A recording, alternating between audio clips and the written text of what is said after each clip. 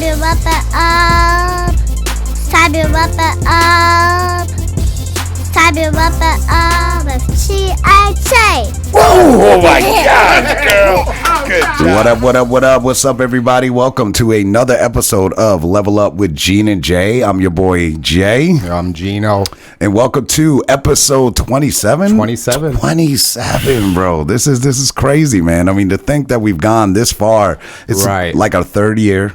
From summer of 2021. So still climbing, y'all, still helping change lives, still being there for the communities, and still just kind of providing platforms for people to be able to utilize their voices. We're also going on almost 3 years now without a killer being caught for the death of Anaya Allen, which is just sad and just heartbreaking. That so we want to make sure we keep kind of bringing that up and just reminding folks, if you know something, say something, man, please. $180,000 reward. $180,000 reward. Shout out to KG Wilson for all the work he does for every community.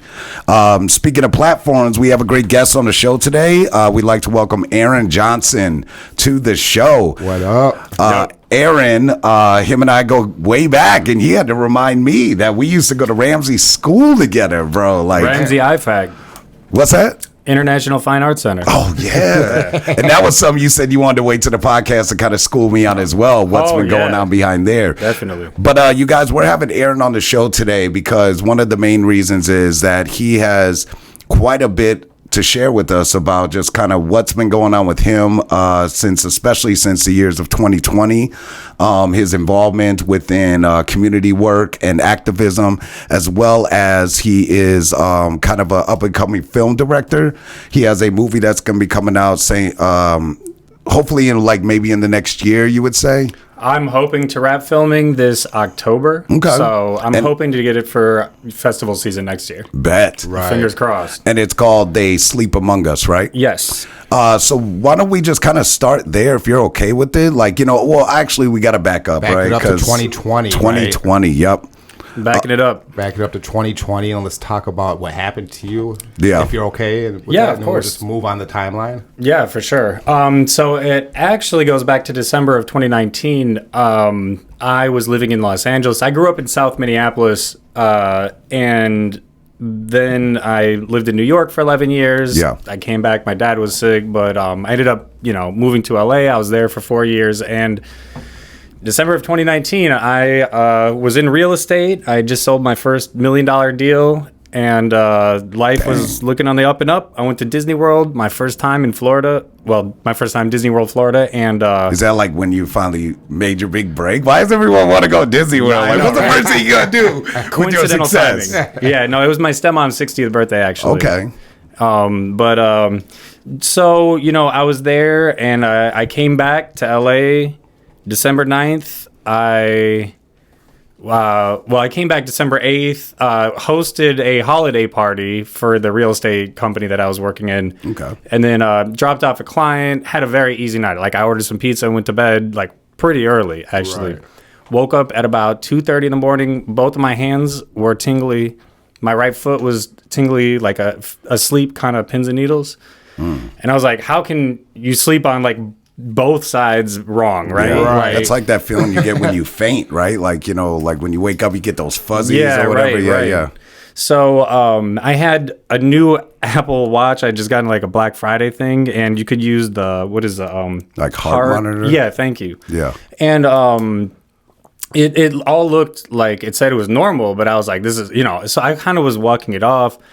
I have a background where I actually just got 5 years Cali sober, but I was king of nightlife until I was the nightmare of nightlife. But, Right. Anyways, so I just got 5 years, but this happened on my 5 month of being sober. So I have this really background of just fighting through being blacked out or, needing to get to wherever I got to go to, just annihilated, Yeah, right? So I've been there. I was having a stroke. And I was waiting it off and waited for a half an hour. I obviously didn't know for a fact I was having, but Right. I started to get lightheaded and dizzy. So I basically walked zigzag a half a mile through the hood in LA to an emergency department that tried to kill me. And I'm just going to make this quick. But I went in, said, I think I'm having a stroke. I spent the next 19 hours surviving. They didn't believe me. I had beat up sneakers on. Where I was living was about halfway between Skid Row and MacArthur Park, which is a open air, like a shooting gallery, open, like needle use, you know. Yeah. So let me just catch my breath. Sorry, I'm like rattling it all out. Yeah, No, take you time. good. Take time. Can you guys hear me all right? Yeah. Okay. Do you want me to turn you up a little bit? Maybe a little bit. I can hear him really good. There we go. All right. There you go. Yeah. So yeah, basically, just to give you like an idea of the neighborhood, I was halfway between Skid Row and just like a known area with a lot of homelessness, a lot of substance abuse, and they thought I was off the streets. They treated me like I wasn't worth medical, attention at all. Sure. They didn't believe me. And yeah, with a stroke, it's very time sensitive. But they didn't even give me imaging for like 7 hours. They were at a point picking me up, yelling at me to go home, walk home. And I'm like, I can't walk. Yeah. Like I'd had a stroke so bad by this point, I'd become paralyzed from the neck down. What made you? Yeah. I'm sorry. What made you think that it was a stroke, man? My dad experience? had a stroke and my Grammy had a stroke. Okay. So I don't you thought know. it was, It was just like, genetic I didn't know what was going on. I was sober. I was like feeling woozy. So right. And at the hospital, was it like crazy busy or something? Or no, I got a room right away. They just never came and saw me. And I was like yelling. Like at one point, a firefighter came in. I was like, sir. Like, I'll keep in mind, I couldn't talk no more because I was having everything's slurred. Like, Yeah. So I was like asking for water or food or anything because they didn't bring me nothing. Damn. Then the firefighter was nice. And then he came back with a sandwich and he was like, don't get crumbs all over. Pick up your garbage when you're done. Da da da. He started yelling at me, and I'm like, "Oh, thank you." Right. And wow. And then he just started beasting on me, and then I accidentally dropped the wrapper, but I couldn't pick it up because I was like, You're paralyzed. in stroke mode. I mean, I was in stroke mode, Yeah. I'm kind of jumbling things up, but he you came good. back and I was like punished for that. He didn't like punch me or nothing, but Right. he like started screaming at me, intimidating me. I didn't have no sheets. over a damn rapper. Yo, and like there was bodily fluids all over this mat. It was nasty. They doctor even, it was all the nurses. The doctor even came in. She was like just like shaking her head, rolling her eyes, and huffing and puffing. I don't know what to do with them. Da da da. They injected Haldol into my IV, which is an antipsychosis, and it shows that it inhibits stroke recovery. Right. And then they couldn't get rid of me.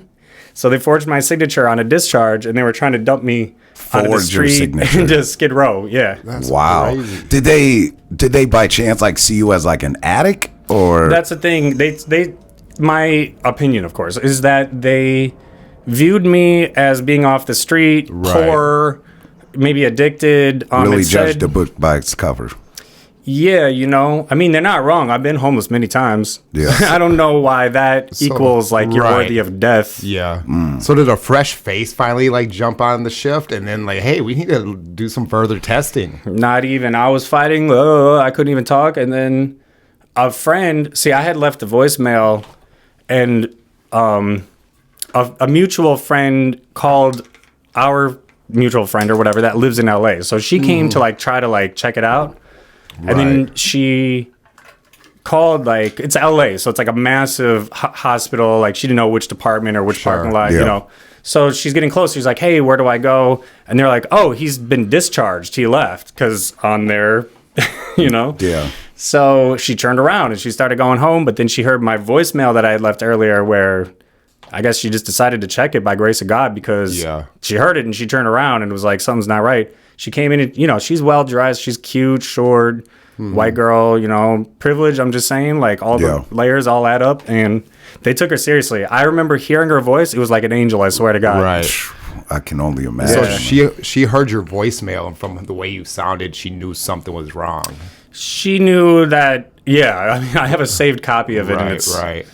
Interesting. pretty rough. And so, Wait, I don't mean to go ahead. interrupt. You said you have a saved copy of the voicemail? Yeah. Maybe after the show, it'd be nice to I'm kind of fine. add that to the episode, man, Yeah. and let our viewers and listeners kind of hear that too. So, absolutely. I'm fine with that. yeah. Cool. So, and are you comfortable with like saying what hospital it was? Like, Absolutely. It's Good Samaritan. I think they have a different name, but it's the one on Wilshire in LA. And then right after that, so there's a chain. There's several Good Samaritans across the country. Okay. But there's even a show called Good Sam. That's like the nickname. So that was triggering. Oh, like a CBS sitcom about this place I tried to, even though it's a different location. But So your friend comes and then they take it seriously. So did they bring you in to get scanned? And they had given me imaging already by this point, because this whole story that I just said took place over 19 hours. Wow. So so my friend came in. So I got a room probably around, I think it was like 10-ish, just off the top of my head. yeah. I came in around like 3 or 4, like whatever the math adds up to is when that was. And I had gotten imaging somewhere around the 7-hour mark. With a stroke, all of the damage is done within 4 hours. Okay. Just my like knowledge for y'all out there. Sure. So the thing is, what had happened was I basically have we didn't even know this part until March of 2023, because we didn't know enough about COVID or anything. Apparently, I caught COVID at Disney World, and I have a autoimmune disease that I was diagnosed with in 2016 called sarcoidosis, which mimics cancer, and it is not deadly typically the same way, but it just has like a very similar. So I had it in my lymph nodes, and I had giant golf ball sized lymph nodes in a couple other places, mostly in my neck though, for like 4 years. Yeah. And this is before the hospital incident? Yeah. This is, Okay. 2016 to 2020. Gotcha, okay. Yeah. So then what happens is COVID causes inflammation. That's why your body feels like it got hit by a truck. And then your lymph nodes also, so your lymph nodes are responsible. It's kind of like a highway through your body for your immune system. So if you get sick, that's why a lot of times if you have a sore throat, you feel it's like swollen up because your lymph nodes are just working overtime. So now factor in COVID is just like this new thing your body doesn't even recognize. Right. So it causes extra inflammation in your lymph nodes. But on top of it, it makes your blood thicker. It's like a viscous, I don't know, whatever. So all of those came together, and when I was laying down in my bed, it was something about, those lumps pinched an artery to my brain. It just, all the swelling, all the inflammation, the thicker blood kind of all came together. Wow. That's the working theory. Now, we haven't known this whole time because it's just been a big mystery. Right. And so that's why they didn't believe me in the emergency department. They gave me the imaging, and usually you would have a stroke in like one of your brain hemispheres. Mine was in my brainstem.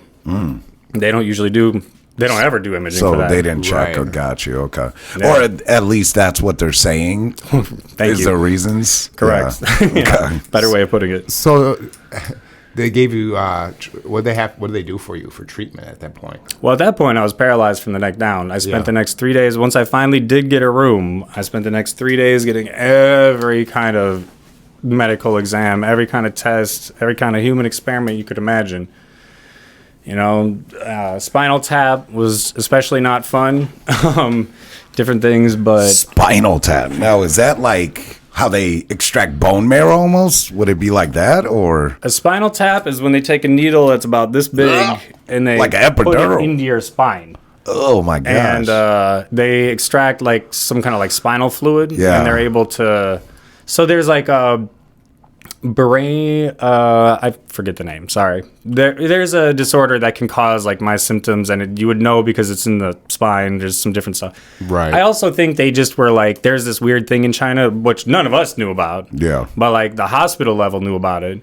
I think they were like, what's going on with this guy? Like I spent 72 hours, I'm telling you, getting everything. Yeah. 3 days later, they came in and said, you had a stroke. And I was like, we really could have saved some time, guys, because I came in saying and not even knowing what my own birthday was at the time. Wow. Saying over and over and over, I was 5 months sober on that date. One time, he's like, one of the nurses, keep in mind, these are like bouncer-sized nurses. When I say these are like giant-ass dudes.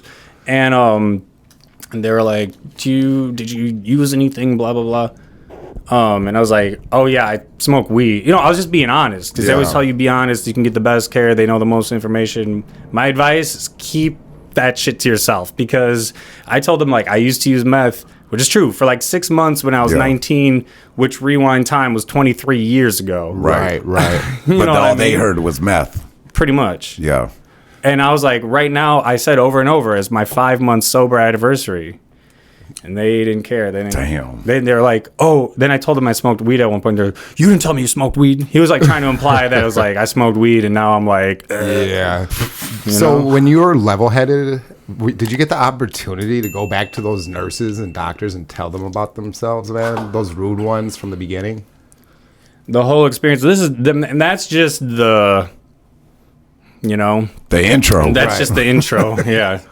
The actual experience at the hospital, they knew I was paralyzed, and the case manager about 3 days after, so they said you had a stroke. They moved me to a telemetry unit on a different floor. I was connected to a bunch of monitors and stuff.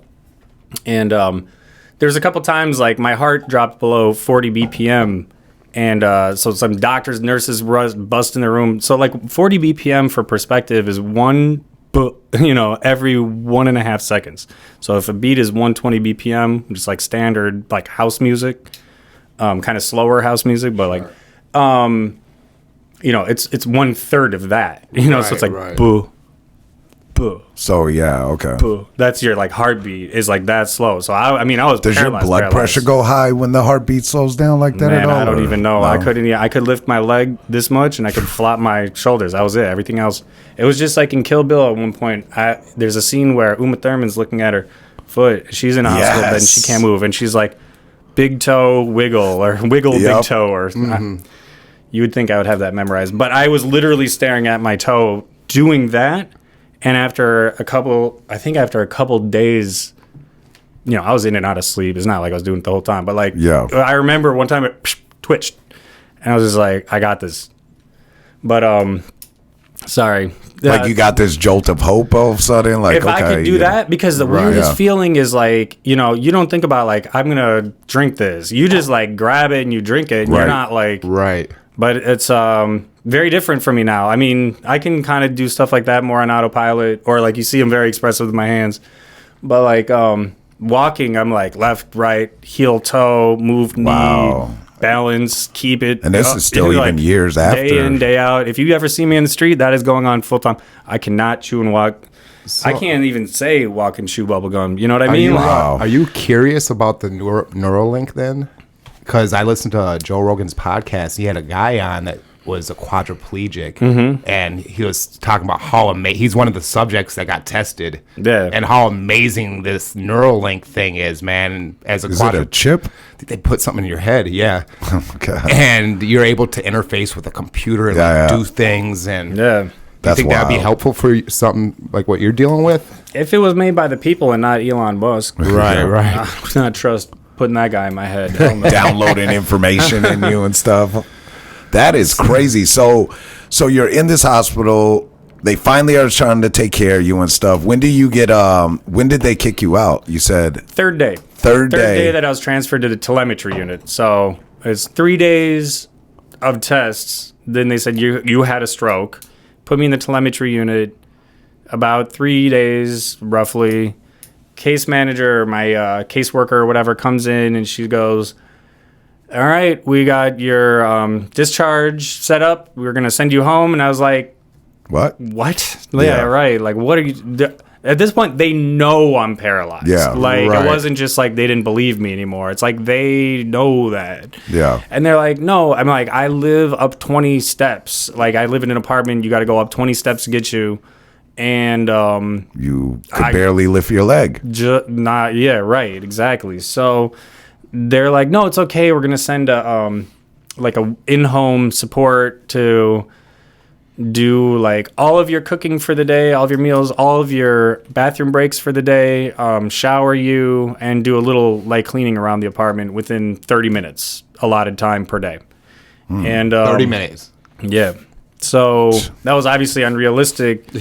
I could barely talk. And the kind of sickening thing is that, like, basically that's not why I can talk again, but that's how I was my experience of relearning to talk, was I had to fight for my life. Yeah. And during that time, I really had it in my head, the horrors of just thinking about all the people that could not even like kind of speak. Right. That bless you. That So like some that were even worse off from you. yeah, or they might be older, they might Yeah. have dementia, there might be a language barrier, there might be just family members saying one thing, signing off on stuff that they Yeah. didn't even know, and just end up in these situations. So I would say that's definitely part of like kind of what I do right now is like I'm trying to give people a voice that like nobody is listening to. Right. Yeah, right. Right.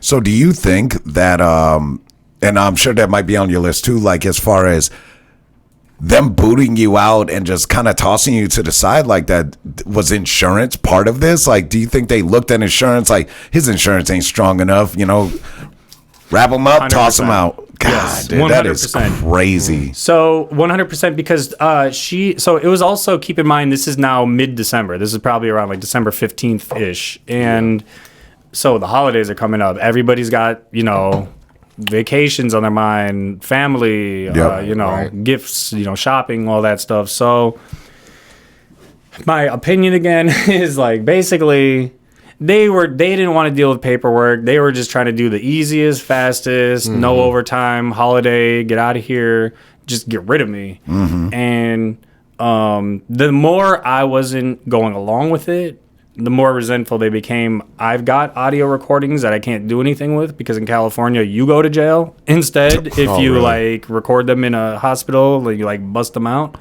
What? So I don't think I can even allow you, but I can like play them for you privately. But Yeah, like yeah, you can yeah. hear they're forcing forms on me. I'm like, I don't know what this means, and they just run out, slam the door, and then somebody else, if you don't sign this, you're gonna be $2,000 a day out of your pocket because LA Care's not covering. LA That's Care what I is was the going to ask. Like, cheapest. what was your possible- insurance at the time? It was Obamacare, but they just assign you, I don't know if everybody knows this, but they just assign you whatever if you don't like pick a plan, which I don't even really get that either, to be Yeah. honest. But so they auto assign you to the cheapest, shittiest one, basically. And they didn't want to pay anything. I did all this background coordination of the other thing is I was on steroids. That's the treatment for the sarcoidosis. Okay. So we chose not to treat that previously. Like I had a specialist like that I was working with and everything. And we mutually agreed not to treat that because of the long-term side effects that steroids can cause. Yeah. And but then when I had my stroke, they were like, we got to get rid of these immediately. So they just like, but like, I don't know if you've ever taken steroids. No, I haven't. Man, have you ever taken Adderall? I have. Yeah. Have So you ever it's done like- meth? Never done that. So it's basically They like all feel the times same. 10 almost. Yeah. So pretty much, does yeah. Adderall feel just like meth? To me, it does, yeah. Really? Yeah. Wow. There's a lot of other people who describe that. And actually, there's only like one molecular, this is me just trusting what people who actually know what they're talking about have described to me, but apparently they're very, very Similar? similar, Sure. on a molecular level. So Just one of them you can sell for free or sell legally, and the other one's illegally. So I work in the restaurant industry. I'm a bartender, and so many years back, somebody had gave me some Adderall. Like I was hungover, you know what I mean? They're like, yeah, pop one of these, you're gonna turn into a beast. And that stuff is amazing, dude. I was cleaning house, man. Couldn't stop cleaning. Like I was very productive, you know what I mean? Talkative, felt Yeah. great. Felt like a Jeez, beast. dude. That shit scared me, man. I was like, Yeah. I can't mess with none of that. Yeah, especially, I mean, even with someone like me, like I got that ADD, so my mind just does nothing but wander and goes like 1,000 miles a minute. So like those type of, drugs and shit, just, it never works for me because I'm constantly like just Yeah. moving around and doing stuff I It'll probably shouldn't be calm doing. you out and shit. Yeah, I remember you. I thought You it were always would. like that. I was a crazy motherfucker, man. Yeah, go ahead. Yeah, so moving forward then, so you get out the hospital eventually. Well, they transferred me to a nursing home. the nursing home, I got qualified. So I was tapping that energy you were just describing, but laying in a hospital bed, unable to move. So imagine really? I was just like Just Oh, that must a suck. nuclear energy source, just like like paralysis, but all Yeah. crazy, and that's So wild. I was making all kinds of calls on speakerphone. I was coordinating my own healthcare. I was Right. got myself accepted into a very nice. what is it? It's like a specialist. It's like a nursing home. I forget, skilled nursing care, something like that. Yeah. Anyways, facility. That's what it is. Skilled nursing facility. And they give you 3 hours of Rehabilitation type work per day. You get, Okay. bikes. You have and this is stroke recovery. This is time sensitive. This is another thing. They got me out of bed. My God, I was like yelling at them, like, I'm not ready. No, Yeah. what are you talking about? Physical therapy? I can't even move my toe, Right. And like, but they were like, nope, get up. And they were like, they put a belt on me. They had a person on either side, a person behind me, and I had my walker, and they were just all literally holding me up. Sure. And they were like grabbing my leg and like now grabbing my other leg and like, you know what I'm saying? And like, how old are you at this time? at that point I was 37 and a half. I don't know. 37 and a half, which is still incredibly young to have a stroke. Which was in my benefit because your brain naturally has more plasticity or elasticity. Jury's still out on that one for me. But you can recover. Right. Easier. The rates are higher. And Yeah. Later, when I was in a nursing home, there was a guy that so we were 4 to a room, just like a curtain between us. And the guy next to me was 80. He had had a stroke. They didn't know what caused his stroke. Probably the same thing now, it turns out. But Right. fucking COVID. for real. But I was just thinking about, that guy. He had I don't mean, everybody's got a chance. Never say I've got no chance, but like Right. that guy had no chance. Jeez, dude. So this changed your life Yeah. It definitely immensely. changed my life. Yeah. I fought so I was approved for that skilled nursing facility. My doctor signed off on it. The facility accepted me. Yeah. It was in Pasadena, which is like a rich California suburb with sundown town history, like Right. so many places. But that's kind of the profile is, everything is expensive and nice. And When you say sundown, you're saying that's when black folks got to go inside? it's a racist town. Got it. I'm just calling it what it is. Yeah. It's a nice place, but I that just might thought- mean different things. It's you not know? nice for everybody, right? So, but nonetheless, they instead blocked it completely. It was just like a caseworker had like a vendetta because she was mad because I was like fighting and not just being easy and causing all this trouble. So she made it so I had to go to a place in a different area in like East LA called, I don't know if we're dropping names, KEILA is a nursing home. Yeah. And Okay. they're one of these places that just accepts anybody, Right. that has insurance that can pay for it. And I Right. fought it, but they eventually transferred me there. I think on December 29th or the 30th or something like that of 2019. So I spent New Year's Eve into 2020, while all my friends were talking about roaring 20s. Yeah. I had a good New Year's Eve, though. Like, I had a broad came and visited me in my little curtained off. Nice. Anyway, it was, And this was- Got the some of that best of hot it. tour, huh? And so this was, like you say, when we go back, like when you fast forward, looking back, that there was a correlation between COVID and this stroke you had, but you didn't even know COVID We was hadn't a even heard of thing it back yet. then, Like when I right? went into this nursing home, we still didn't even really know that there's kind of a thing. I think maybe we just heard of a thing going on in China, but it was like, well, there was bird flu last year, and there was this, that, and the other thing, and none of us were even thinking about it. Who was connecting the dots around that time? Were you kind of like watching and like, hold up, like this new Not COVID even. shit? Nope, not No, even. no. Not until later, because later I thought about when I was in the hospital, there was a woman or like an older woman in the room across the hall. She was coughing. It sounded like she was drowning. Ooh. And then I thought about that later when we found out about COVID and all the Yeah. symptoms, and I was like, holy shit, yeah, I probably heard had that. it. Right. Right, yeah. I remember commenting to my stepmom that I was glad that I quit smoking cigarettes because I heard we're talking about it. Right. But Wow, dude. this nursing home, basically, they were very abusive. They were very neglectful. I spent I think like 2 months there, and but they would give me like a boiled egg and a piece of bread. And I'm like a 6'2", trying to Right. rebuild my body, Right. giant ass dude, Yeah. That's pretty sad, man, because like there's people that are in worse shape than you were in that are just getting totally taken advantage of like this and mistreated. Exactly. And they have no voice for themselves. And so is that kind of where your activism started to stem from? When you experience something like that. Right. And this nursing home, they're now under state investigation from the state of California. They became the deadliest nursing home from COVID. It killed 118 people. And mostly Japanese immigrants. They had the same shitty insurance as me. Yeah. But when COVID came through, there was younger people also like me who were, but they had like careers, they had like good insurance. So they are suspected of walking the disease into they were coming straight from COVID, wardens or whatever, in the hospitals. They were taking them just straight into the building. And they said like, oh, this is the COVID floor. This was all after I left, by the way. Yeah. But all people that I had just been living with. And they were like, this is the COVID floor, and then this is the not COVID floor. But then like employees at that place were all like 20.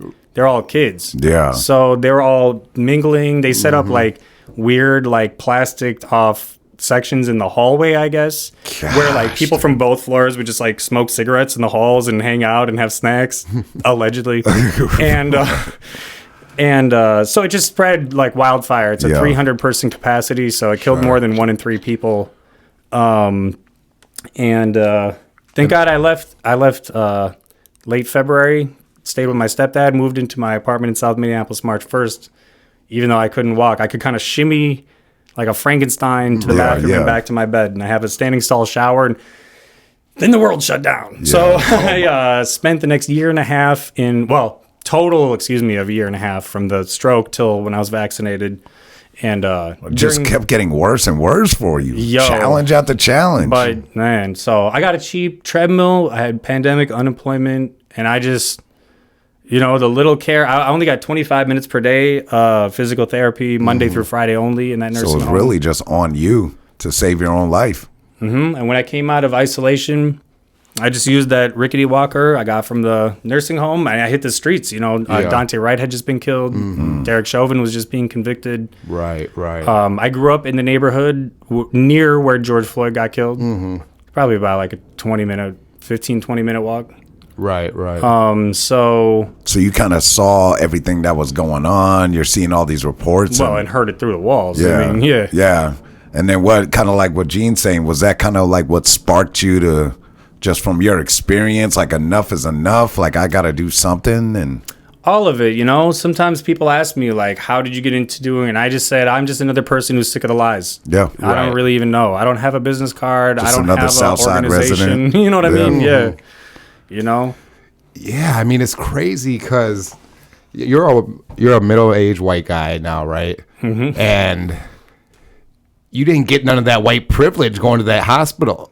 So it kind of gave you the perspective of people of color, or the people that are homeless, marginalized people. So you got a taste of what it's like. By the way, I like that shirt, man. Yeah. That's right.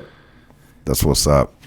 To a degree, I mean, I'll never fully have that experience, right? Right. I've also been homeless myself, on and off, over the course of about 15 or 20 years. But I've never been street. I've never lived in an encampment. I'm always very transparent right away about that, because I don't want to accidentally misrepresent. Hopping on couches and stuff like that. Yeah, all my stuff in storage, couch surfing. I mean, I've slept in a park bench before, or baseball dugout or whatever, but like I was never like in that lifestyle. It's a totally different thing. Sure.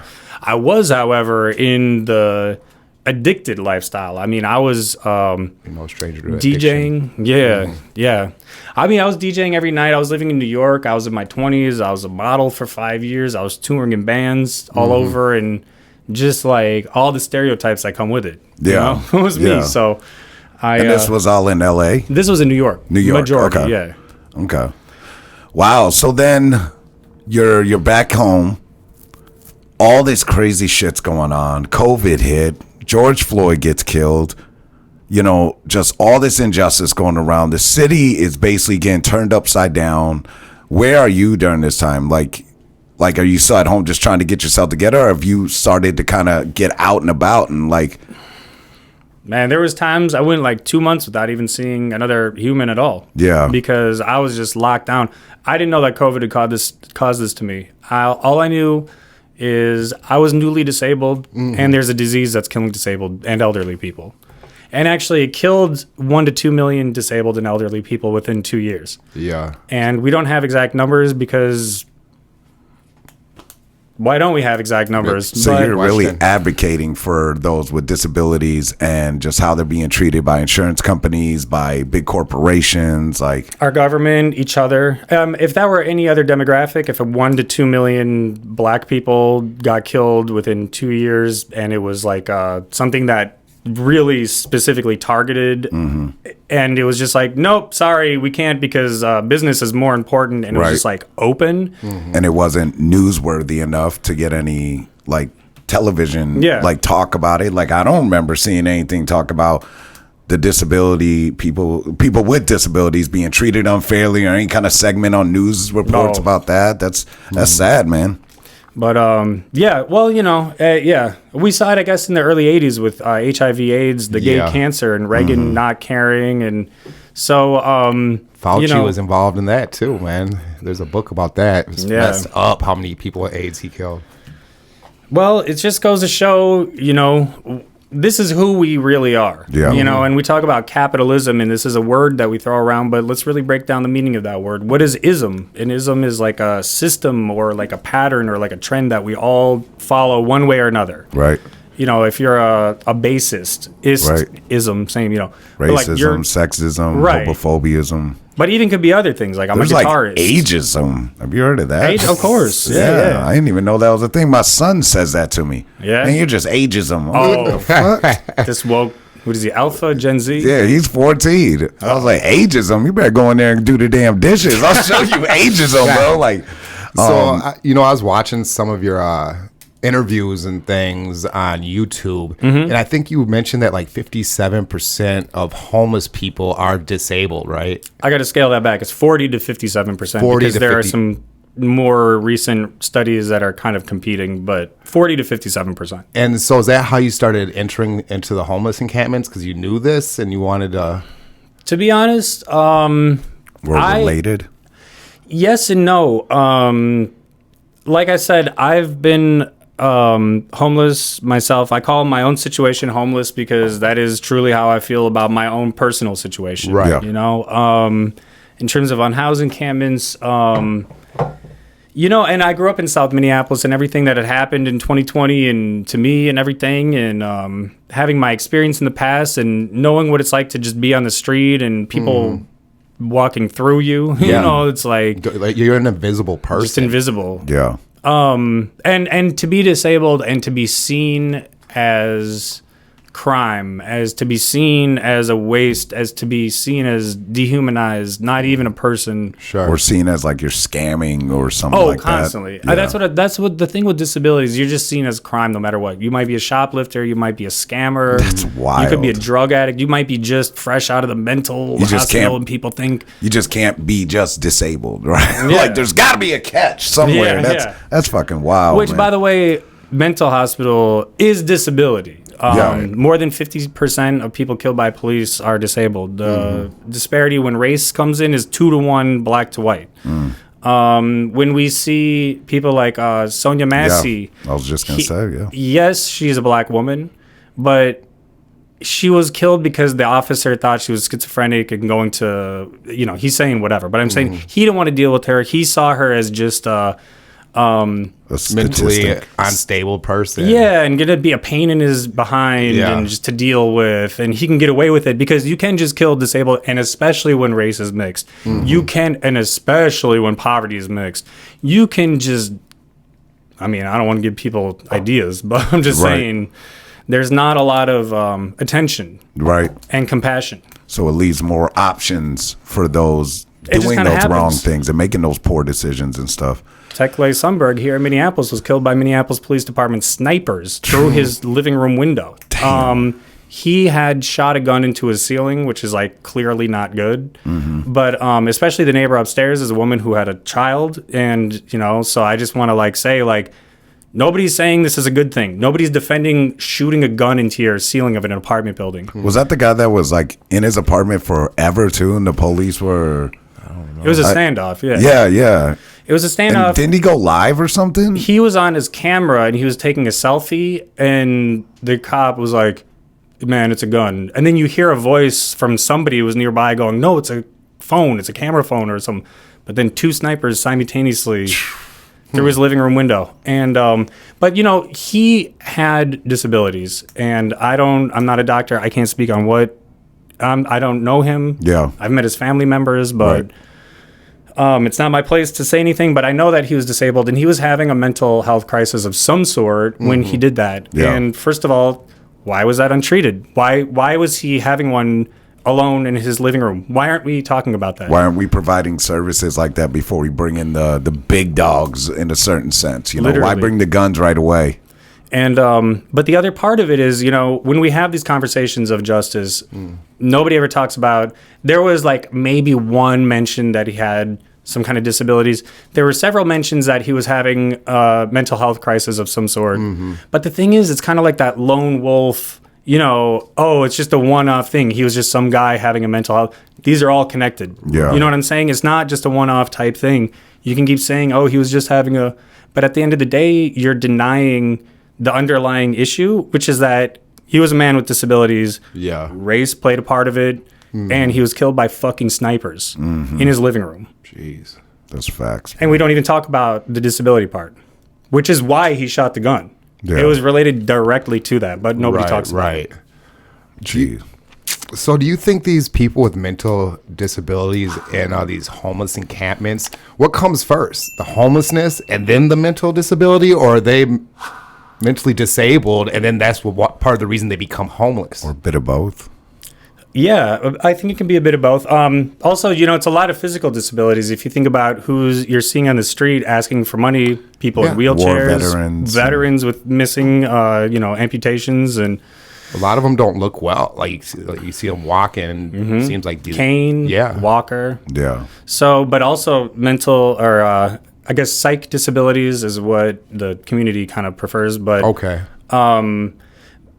My aunt is paranoid schizophrenic, and she's gone missing several times throughout my life, and she is recently committed. She's actually lost in the system. I found where she is, but the hospital won't let me talk to her. It was a very rude nurse. I'm going to have to deal with that, but it's like, that's almost more what got me into activism is just these kinds of experiences where you can't get through. They don't give you the time of the day. They can shut it down. My aunt is owned by the government right now. Yeah, literally. They have executives, like she could everything be a test subject, literally. like shock therapy. I have no idea. Wow. They don't have to tell us anything.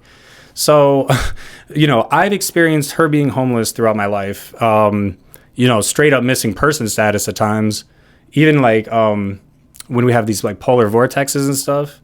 It's like minus 50 wind chills, and I don't know if my aunt's just in a bus bench in St. Paul somewhere, Right. So it's like I gotta call all the shelters. She's committed now, but like until recently, like they can't give you any information, so you got to be like face north and wink twice and turn your body right if you've heard of this person. You know what I'm saying? Right. Just to know if she's safe. Yeah. But my opinion through knowing her is that she's never been able to keep a job because she's hearing voices and living in a different dimension. Yep. And, I encourage you to hear voices and live in an alternate dimension to try to imagine that circumstance and function like properly running a in cash society. register. Yeah, You know what I'm right, saying? right. Or like, what do you do? Right. I mean, the U of M, she was doing a job for a while where she was just in the back, like doing dishes or like cooking like bread buns, kind of, oven in and out type things. But the unemployment that is associated with that, the interpersonal issues, the petty crimes that add up and become repeat offenders, the challenge to get a job or housing once you're in the carceral system.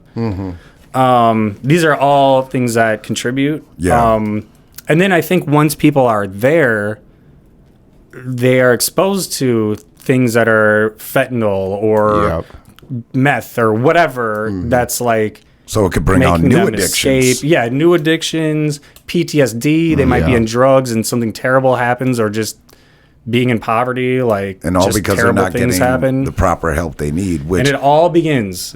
it's heartbreaking too, because like when you look at, and it's kind of a subject changer, but like when you look at the gun laws and just what it takes, what you have to go through to be a gun owner, and the simplicity of that, opposed to having disabilities and trying to get the right insurance, trying to get the right help, and getting all that care you need, the amount of hoops you have to jump through just to do that. But you can literally go to a gun store, or, I'm not going to, go too deep in it because I don't own a gun, you know what I mean? But the process, from what I hear, doesn't take that long. They got carry and conceal. It's only a few weeks. I mean, you're waiting years just to get a call back or something, It took me 4 years to get onto disabilities. 4 years? After being paralyzed from the neck down by a stroke. Somebody already had a strap.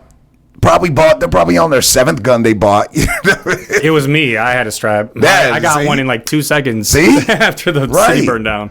So that is so ass backwards, man. So But how are but you sorry, able to- that was a little off track. No, How were it you was able to right make on a point. living for the last 4 years, man? I haven't. I'm legally too disabled to work. I am very blessed to have a very, very cool landlord. Like, when everybody's talking about like all landlords are bastards, like, I feel you, but I do got to give a shout out because Shout out to the landlord. yes, I happened. So when I was in the nursing home, a friend of mine from high school had just bought a house, and she was leaving her apartment, and I was wanting to escape this nursing home and saw that she was looking for a friend to move in. So I ended up moving into that apartment. Okay. And but little did I know until everything that she owns like a law firm. It's one of 2 law firms that the state of Minnesota refers disabled people to if they're being evicted. So like I won the lottery on that. Right. Yeah. When I didn't have any income, well, okay, for a while there was pandemic unemployment assistance, and then there was housing that came with that. Yeah. So that's for a good couple years, right? I think I feel like they're starting to make their way back around to take all that shit away. Oh, too, it's been gone. Yeah. It's just, I think like July 2021. I could be 2022. It's all a little foggy, but Yeah. nonetheless, that all those services plus like part of the pandemic, shutdown stuff was a bonus $95 in food stamps. All of that was taken away overnight. The sitting president, Joe Biden, canceled the pandemic, basically.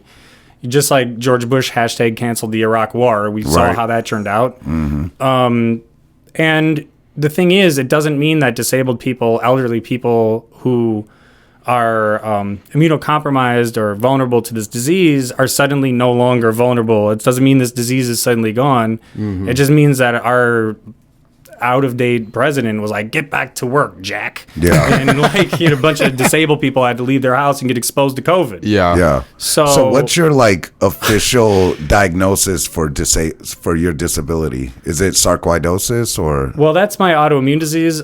So it's actually very, very hard to get onto SSDI, Social Security Disability. You have to usually have like a combination of a couple things. My official one is just stroke. Yeah. But then there's like elaborations within that. Sure. I also am diagnosed ADHD and some other stuff. Right. I don't have a diagnosis, but I'm pretty sure I'm on the spectrum, type thing. Right. But you have to have a lot to get onto it. Yeah. And especially they have lawyers. So the lawyers will take 1/3 of your back pay. Is what it usually comes out to. They say, no, it's like X amount of percent up to 2 years, and then there's the cap. But what it comes out to is it's going to be Right. for The yada, a yada, yada third. part. Yeah. Right. And I think that's BS. If you're poor and disabled, and like there's going to be a lawyer that you have to have in order to get these things, Yeah. they're going to take 1/3 of like the most vulnerable person there Yeah. is, like their back pay. So I was like, I'm not doing that. I'm going to fight for myself. And full disclosure, part of the reason it took 4 years is partly because of that, but also the lawyers literally they max the amount of time it's going to take on purpose because until the limit, because that's their take. Right. So if they got you what you need in 6 months, they ain't making really nothing. Right. So they wanted to stretch on out. So that was the beginning of why I went with no lawyer. But then, Yeah, that's So go ahead. You were No, gonna I was ask. just gonna. Do you have student loans at all? no. I never Okay. went to. That's good.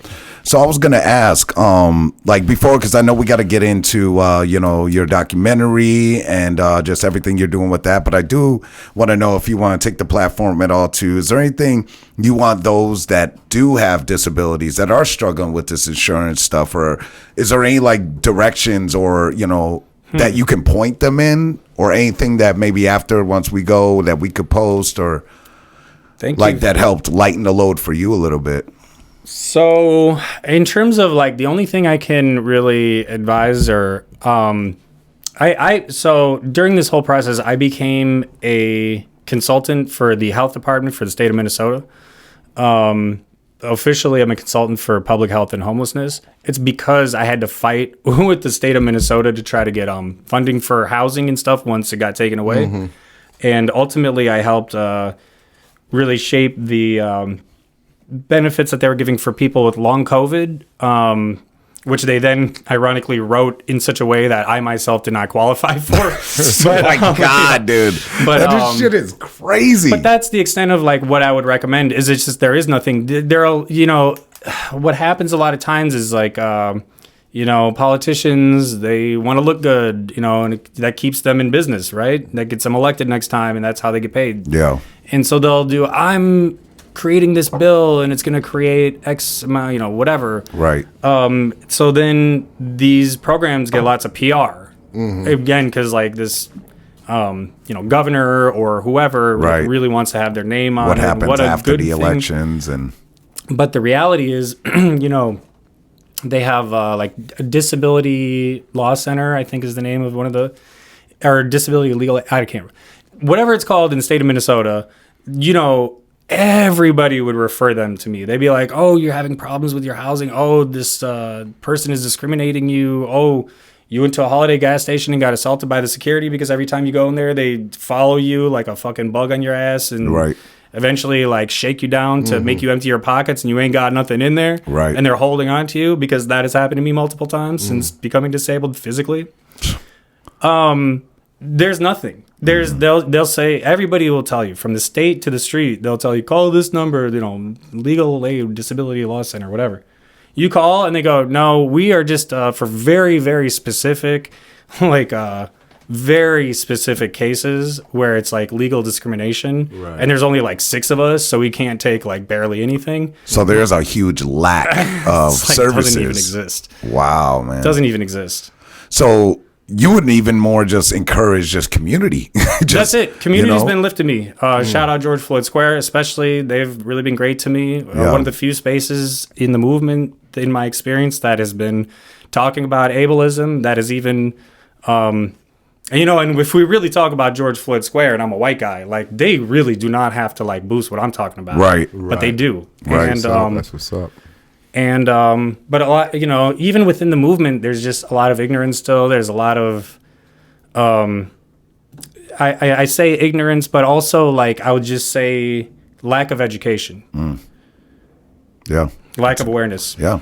They don't put it out there enough, and when they do put it out there, it is in English, but they put it and word it in a way to where so many Americans can't really Unless you went to decipher. university It's like, or why do I got to decipher this shit? Yo. Can you help me or Yeah, not? exactly. You know what I mean? Gene, I know you're really curious about with the homeless encampments and like progress he's making with the film and everything, because I know you share quite a bit of experience down there with the homeless encampments. Yeah, so I live over south. My kids and I are no strangers to all the unhoused people or homeless folks, just walking around, all the different encampments popping up. So, that subject means a lot to me, man. So you have a documentary coming out.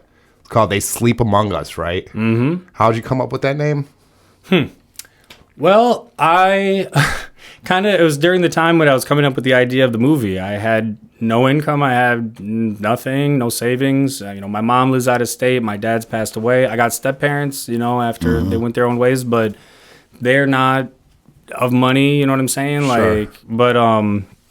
So I was really struggling, and I knew I had some kind of rent to pay. I mean, as great as my landlord has been, she's also a single mother. She's got a kid that she's sending to De La Salle. Right, got God her bless own her, shit, yeah. You know? Exactly. So I was like, I got to figure out something. And I was already bringing my camera to like do a lot of these interviews and stuff. So I was just like, I'm going to make a movie and then hire myself to make the movie so I can pay rent this month so I don't end up in an encampment. Right. And it worked. I got through that like month or two, and I also was able to raise enough to get the camera that I ended up using to film most of this with. So you say you were able to hire yourself. Is that like because you had to get like a grant or like a... Just community fundraising. Community fundraising, okay.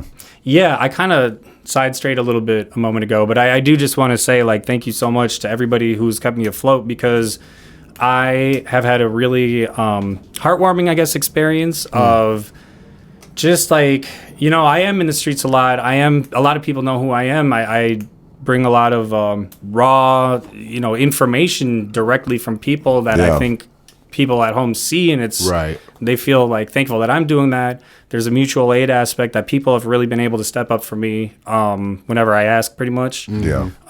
So, you know, if it's like emergencies, my brakes went out, you know what I mean, or something like that. But so was this was the movie itself based on just interviews with folks that are in these encampments? Are you getting like life story interviews, or is it all for one big purpose, like the movement? Or it's a mix of both. Well, in terms of the interviews, you say like related to the movie? Yeah, to the documentary, They are actually not really related. I more do the interviews because it's more just something I do. Right. I was really moved by like Unicorn Ride and a lot of the live streamers during providing the a voice to the people, I mean, they were just platform. going up to people and just saying, "What do you think?" Yeah. And I was like, just fascinated. And it was the only way that I was able to keep in touch with my community that I originally grew up in. Right. Which is now I've moved back to after 15 years or something, you know. Right. When I was in Minneapolis, the time in between I was in Northeast, that doesn't even count. And basically, like, I was just like almost like obsessed. I was like, this is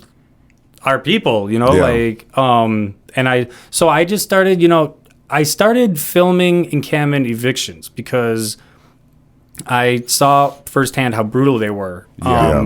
To me, in my perspective, when I see those happening, I think about like when you reread stories about like medieval times or like Bible type era, like the king, you know, burning out the village, the peasants, and, you know, just like the king's soldiers, like rough. I mean, here we are. I mean, I'm seeing the same thing. They come in. There's stories. There was one eviction that I filmed on Bloomington or 14th Ave around like 28th Street. This would have been like probably 2 years ago. And they taped off a mile radius. You know, they've got a SWAT team roving around with like dudes off the back with like AR-15s, you know. No, that one didn't have a helicopter. But they did have several bike cops that were just like patrolling. And then about like, you know, 34,000 cop cars, and they had come in. I was able to get across the lines with my press pass. They did let me in. They don't always, but that time they did. And so I was able to get up fairly close. And what some of the people were saying was that the police came in with hunting knives, slashed open everyone's tent, pointed an AR-15 in their face and said, "You got 5 minutes, get the fuck out." And all of them were corroborated. They weren't standing next to each other. Yeah, that happened to me too. It's like one by one, different people were coming up and telling me this. That was before I interviewed, but people kind of recognized me by this point. And so I couldn't get an interview that time because everyone was too scared to say that on camera. But do they typically get an eviction notice? Not typically. There is no typical with evictions. So sometimes they do get a notice, and then other times it's just bam, it happens like that. There's no rumor or anything of it. Yeah, so recently there were 3 encampments evicted simultaneously. That was about a week or two ago, and there was no notice, nothing. Right. They come in, they say you got 5-10 minutes, and you know, when people are in a scuffle, or not a scuffle, when they're scurrying out is what I meant to say, like when they're just like scrambling for all their stuff, they leave things behind that they don't even realize because they just are just waking up. I mean, addiction does play a role in these environments, so maybe people might be in a haze kind of, and they just know someone's pointing a weapon at them, you know? Yeah. So they don't think like, oh, my antibiotics or my child's graduation cap or this picture of my dead mother, you know. Or important documents you might Important have. documents. So IDs, they're losing a lot of cash. stuff. Oh, yeah. I've seen them happen, and they have dump trucks, you know what I mean? And So I was gonna kind of to ask you both then, what is the purpose of them like they're not relocating them, they're kicking them out. Like why are they booting them from these sometimes they're on private land. like developments? You know what happens in these communities, man, is I feel like at first these neighbors are real receptive to be able to help the homeless. At least when I lived on 35th and Columbus, when there was over 500 tents at Powderhorn Park. So you feel like they do a little, think Everybody they'll in go the away? community at first is receptive Yeah. and want to help these people. But then after a couple weeks, what comes along with addiction, the people that are addicted come, you know, the drug dealers are there now. There's shootings, Right. feces everywhere. This is from my experience. Yeah, I know yeah. it's now feces everywhere, man. I drive through Powderhorn with my kids, and it just gradually kept getting worse and worse. Yeah. In my neighborhood, my grill got stolen. My chairs. Your grill? Yeah. Not your girl. All Not my girl. So a half a block away from my crib, there's a homeless camp and tents and stuff. My grill was missing, and then my chair was also missing. And I was just going up there to chop it up with them and give them supplies and stuff. And as I'm up there, I see my grill, man. And not only my grill, like 5 other grills. Yeah. So I got to ask you then, Gene, like, as frustrating, right, as that must have been, you know, like, there's my fucking grill right there. I've been helping y'all, been doing this. Was part of you also kind of like, damn, man, I kind of get it too, you know what I mean? So like, initially, I was going to, because remember, I took a video. yeah. He did. Initially, I was going to go confront the guy. Yeah. I'm like, you know what, man, I'm not going to go fight with a homeless person Right. over a grill. He might be willing to go the whole 9 over this because this is all he got. I was disappointed, very mad, because I'm there to help. Yeah, And yeah. my stuff is here. You're Reasonably sitting on my so. chair, grill. But it was an excessive amount of grills. You know what I Yeah. mean? It's like, I understand you need to feed yourself. Yeah. But you have 5 grills. Right. And then 100 bikes, you know what I mean? Which are people's bikes from these communities. Was that the one that was like shaped, like rounded over the top? Like it was like a smoker too or whatever? Smoker, grill. Damn, that's an expensive one too, man. How the fuck do you especially if they didn't have like transportation? That's hard to get out. But I don't want to get too much off topic though. That's on that, my though. answer to Yeah. why these get shut down. I'm not sure if you have a different experience with it and know more than me, but Well, I mean, I'm just another person in the community. Yeah. So, you Yeah. know, what I see is my perspective. What you see is your perspective. I Right. think that we put them all together and we've got a 360-degree Yeah. view at some point. And and I'm not in Minneapolis anymore, but I still love the city, and I think at least from my perspective, it's really about, when you look at even gentrification, it's about how certain areas look because they want to sell it. They want it to look better to the possible buyers that are going to gentrify the area. And to them, it's just like a stain on a white shirt. You know what I mean? Imagine- And that's just sad. imagine having a bunch of people just go in your front yard, dog, and start setting up camp. Yeah. Imagine that. Like, That's a valid concern. I've never seen anybody actually set up a camp in someone's yard So- that was living there. you know where the old Kmart is, right? Right across from there's these blue apartments. Yeah. Yep, They I set do. up shop right The on police the moved them line. there. The police moved Yes. them there. Wow. So I was imagining the people in these apartments. You looking out your window and literally you're watching these guys Yeah. smoking, their thing right in front of your window. Agreed. I'm not just saying that, by the way. It sounds like, how convenient. The police did it. But it's Right. actually what happened was they were on the sidewalks, which is still not good. They were also across the street along the sidewalks on the Kmart side where all the Yeah. construction is happening. They And tore- even in that little bike lane, there's like a little cement kind of, they'd even kind of set up some little teeny things on there somehow. Don't ask me. Yeah. But I seen it. And the police came, said, y'all got to move all this stuff. You can't block the sidewalk. And then the thing is, when they have these evictions, they have zero plan. They have zero. They come through and they say, there's resources available. Right. Ask them what the resources are. Right. Do it. Because I do it with a camera and they never know what the fuck to say. That's what I was going to They say. never know what to Yeah. say. And They relocate them and just leave them.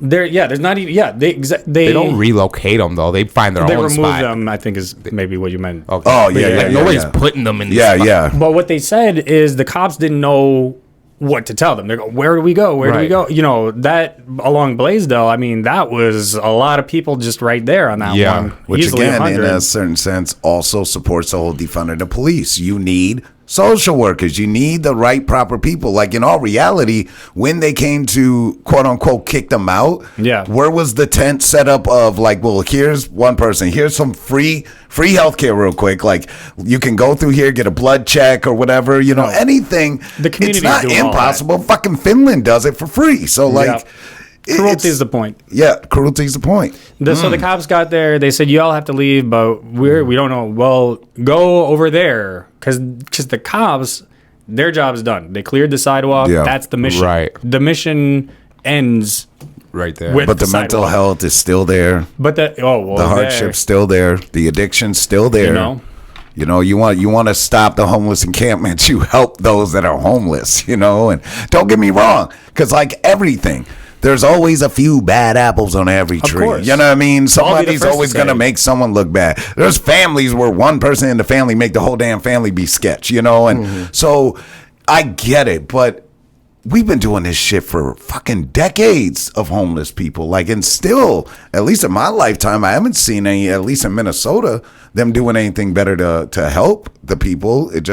Gene just keeps telling me more and more stories of more encampments that got closed down. Another one opened up shop. Not one success story. It's Like, heartbreaking too, because like I work with Truth to the Youth mentorship program. yeah, And we shout out to Yummy Bear and Charles family. Jackson, and we go to Caroline. these, yeah, I think you're friends with Charles, aren't you?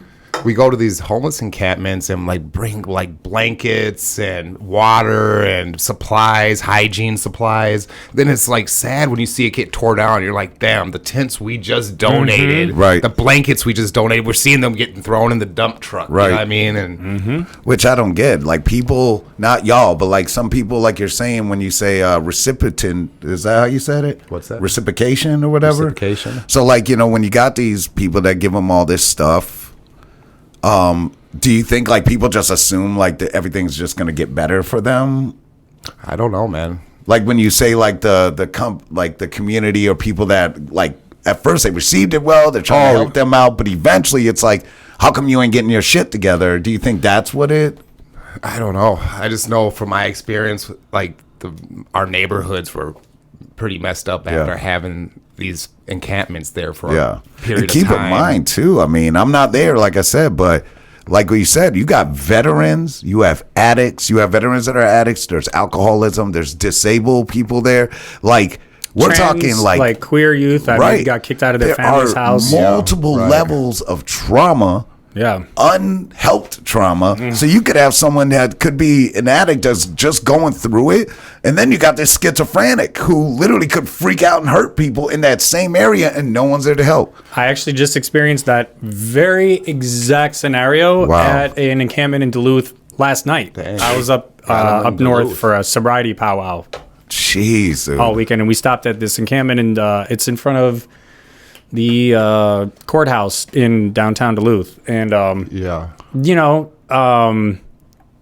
we do talk about these subjects openly, and, addiction is rampant. I don't think the thing about addiction is it's like these people's lives are already horrible. Right. So you're not self-medication. You're not like well, now I'm going to make your life bad if you don't quit. Because it's like they're already doing it because their life is already bad. Right. In many cases. Sometimes they might just have autism and they're just trying to find a stimulant, or like an ADHD where your brain is constantly searching for dopamine. Yeah. So sometimes, I mean, I was an alcoholic for 15 years because I started going to raves and I was sober and I loved the music and I loved the social element and everything. I was surprisingly clean in my teen years, going to raves all night, surrounded by people doing all kinds of 90s drugs, Right. But eventually, at some point, I was 21, 22, I was in New York, I was going to bars, and it wasn't enough. It's like I was used to dark warehouses with like boom, boom, all this going on.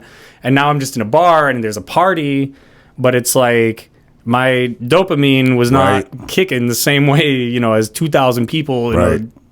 So like you're saying, I like started what drinking. Said, the more you drink, but then drinking wasn't enough. It's like that wasn't, or I got too drunk, and then it's like I try a little cocaine, right? And then it's like now you need alcohol, the tolerance and now level you need goes cocaine up, and just to go out. Yeah, but all your friends are there. You get bored. You're antsy because you got ADHD in your home, or maybe you're hungover and you want to just chase the hair of the dog, so to speak. Yeah. But this is just one example of how I fell into that loop. And how it's not like I was like, I'm just gonna be a rebel and I'm just gonna I don't care. I'm gonna do drugs. Everybody's drugs got a story. It's like there's a lot of stories behind that. Yeah. Well, and I want to make sure we're clear too that my bad, bro. I was just saying that we want to make sure that specifically for me, that I'm not saying nobody's out there helping. There's so many people that are getting swept under a rug, that are putting out. Truth to the Youth is one of the big ones. You yourself that are out there.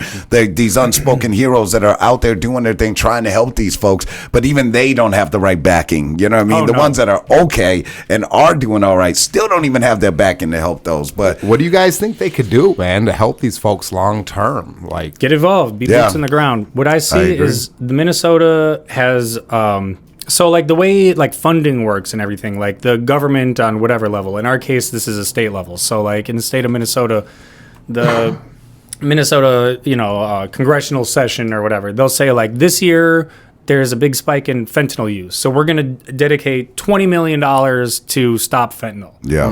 Or, I'm just throwing out numbers that I'm making up, but like they did do something very similar this last session. But like, let's just take this imaginary figure of $20 million and that's all it is. They just said, we're going to spend $20 million. That's how much we want to approach this issue. That's $20 million is not going to a place yet. It's like they then create a task force. The task force does on-the-ground investigations to try to find which organizations. They say, everybody apply.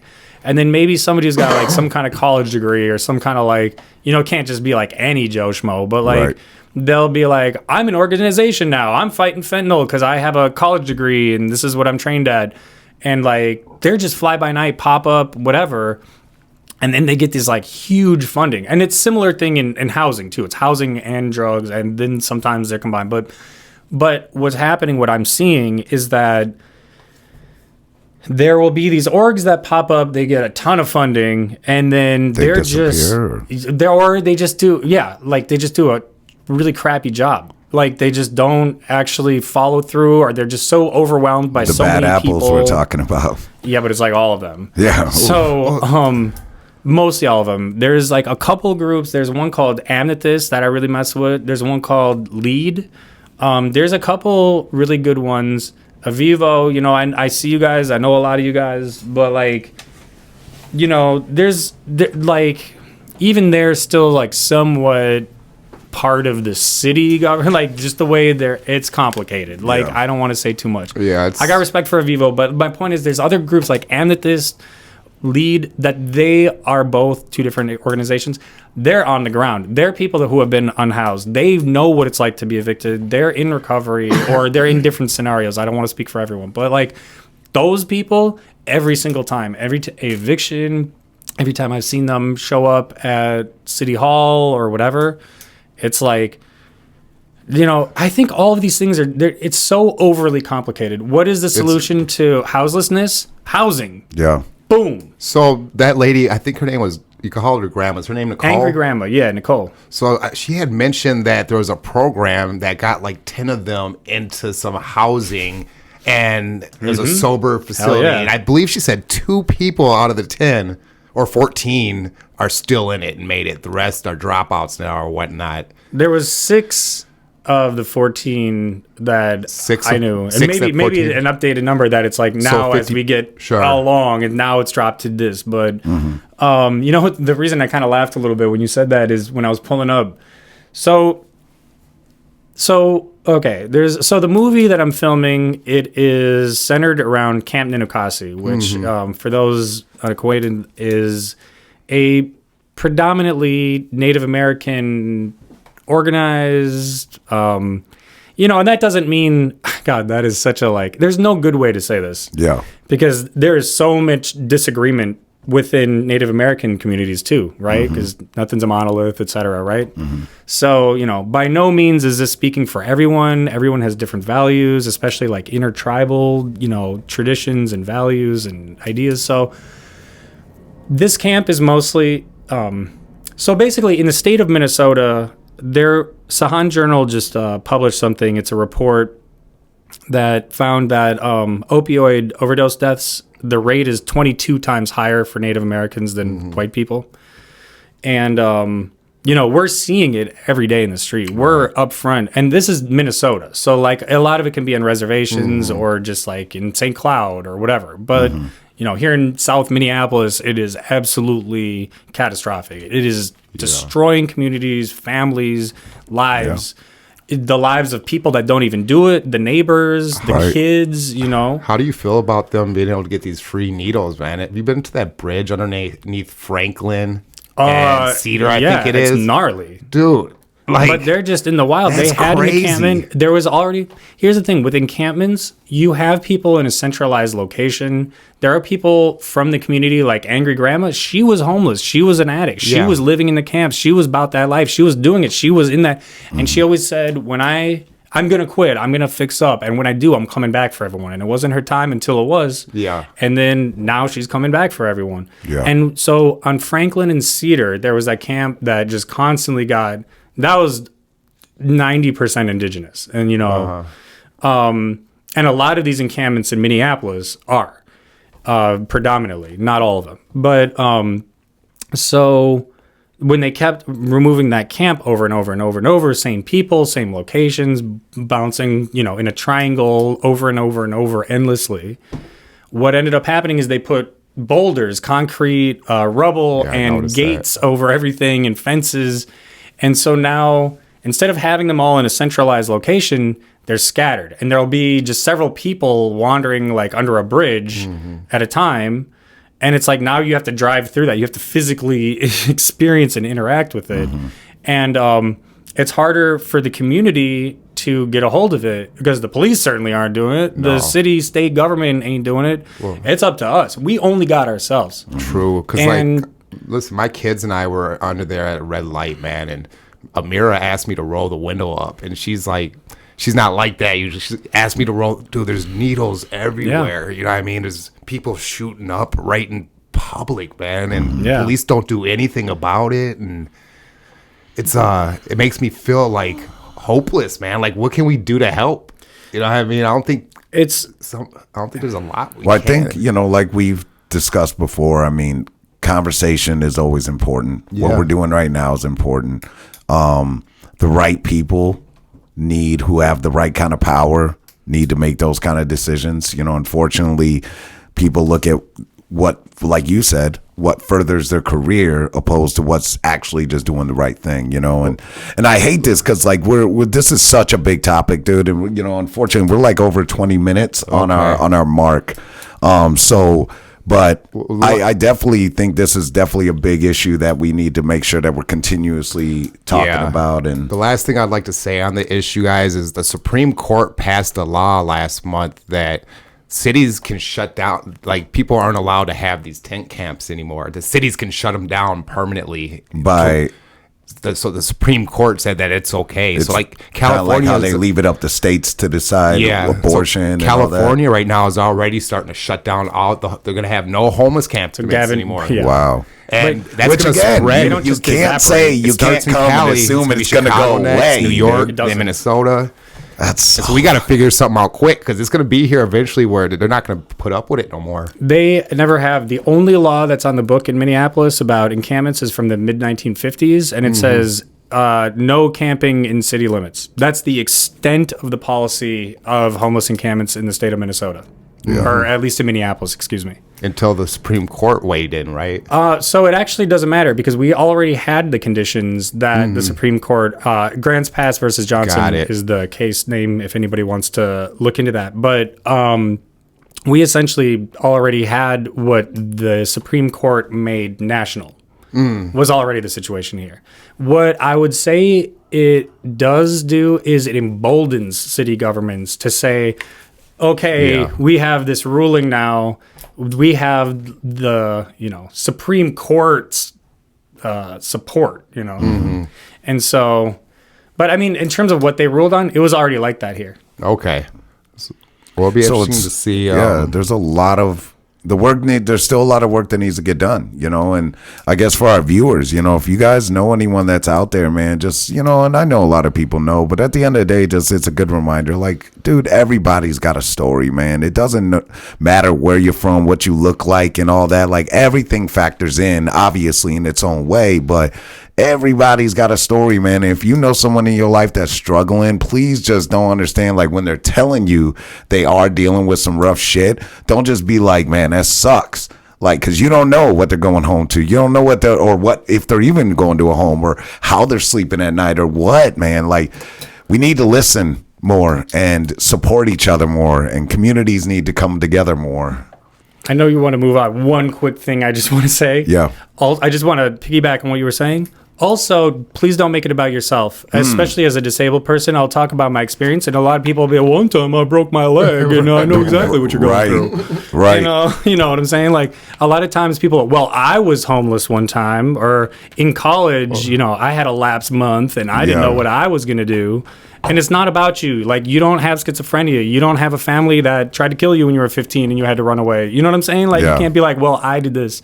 Please just listen. Ask what their favorite color is. Yeah. Ask what their first crush was. These are humans. These are people. Yeah. Also use your street smarts. Don't, be street smart. That listening factor is huge. Like, I agree. Telling people, hey, man, I've been through it. But there are people that ultimately their mind kind of goes to that because they don't know how to help someone. They're like, I've been there too, but just listening is important. And it's easy to do because, like, 6 years ago, I used to look straight ahead at the stoplights. I didn't want to catch eye contact because I knew they're going to ask me for a cigarette, $1. We've all been there. And then one day it just hit me. There's this dude named Anthony that was by Lake Calhoun all the time, Native American guy in a wheelchair. And I'm like, it hit me like, dude, I'm like right here.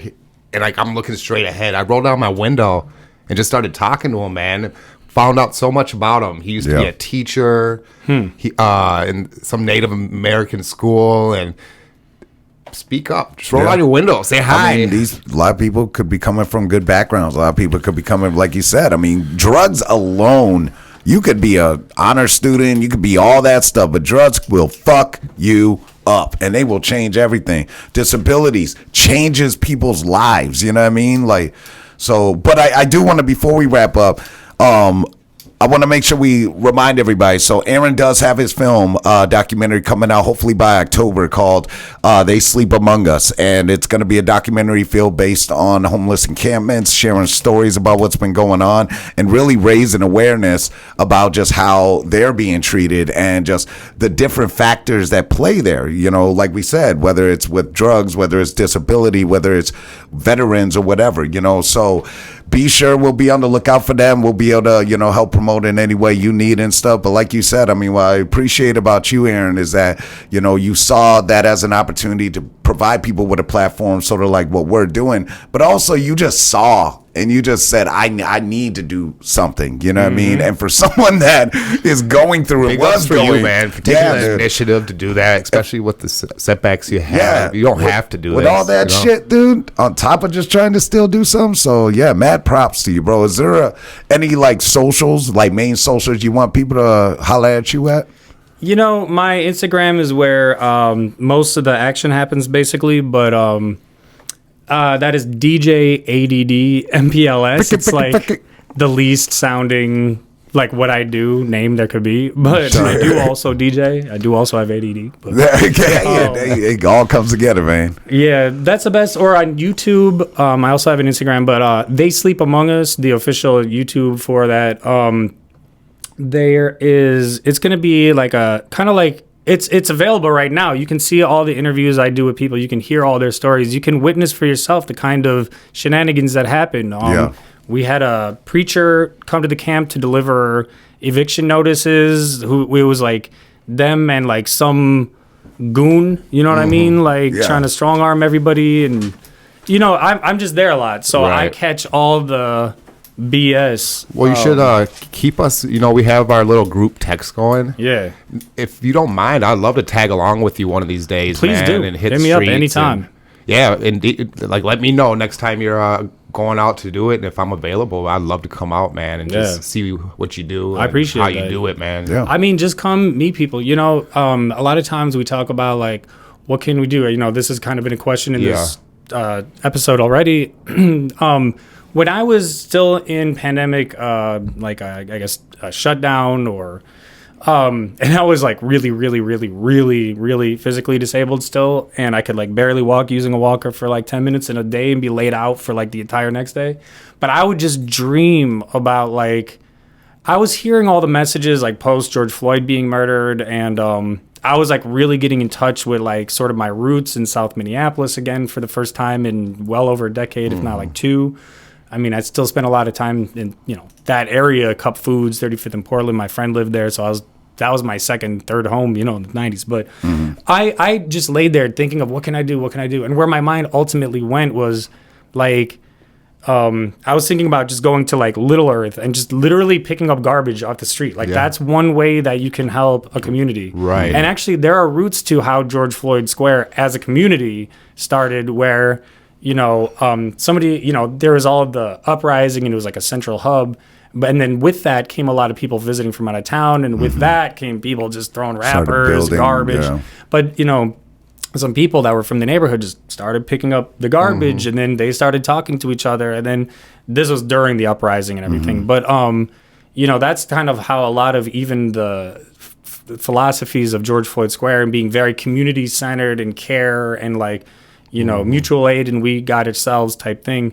But like to go from wishing I could just pick up garbage. I mean, like literally you can think of anything. Yeah. To even just waving and saying hi and just asking somebody on the stranger, hey, they might roll their eyes. You guys, that's definitely a good way to start. Make a habit out of saying hello at the stoplight. How you doing? And then maybe next time you can move on to picking up garbage. The next time be able to hit the streets of my man in the actual encampment. Yeah, and just say, hey, is there anything you want to say? I got followers. We're trying to hear what your life is like, Yeah. Well, Aaron, sorry we got to cut it off, I know. man. I could keep going, trust me. It's well over an hour. We wish we had more time, but we definitely are going to have him back on the show. Please do, because I got 4 more hours. This Red Bull's kicking. Super interested to see your documentary, man, and thanks again for tuning in. Yeah, absolutely. And just really quick, too, bro. So you're sober, correct?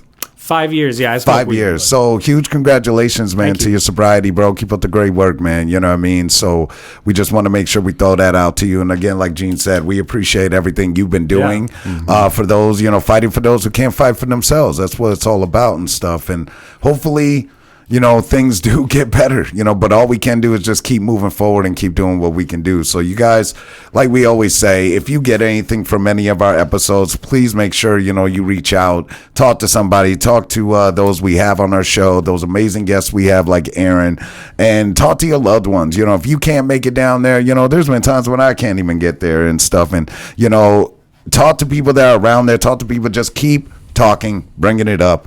Y'all know how we represent mental health and everything. So, like always, we appreciate y'all watching another episode of Level Up with G&J. Aaron, thank you so much for being on here. Yeah, thank you. Episode 27 is officially in the books, and we look forward to just kind of seeing what happens after this, and we look forward to seeing your movie once it drops, and we'll drop the trailer too on our page for sure. Hey, thanks for listening, guys. Thanks for watching. Absolutely, y'all have a good one. Take care. Yo. Time to wrap it up. Time to wrap it up. Time to wrap it up with G.I.J. Oh my God, girl. Good job.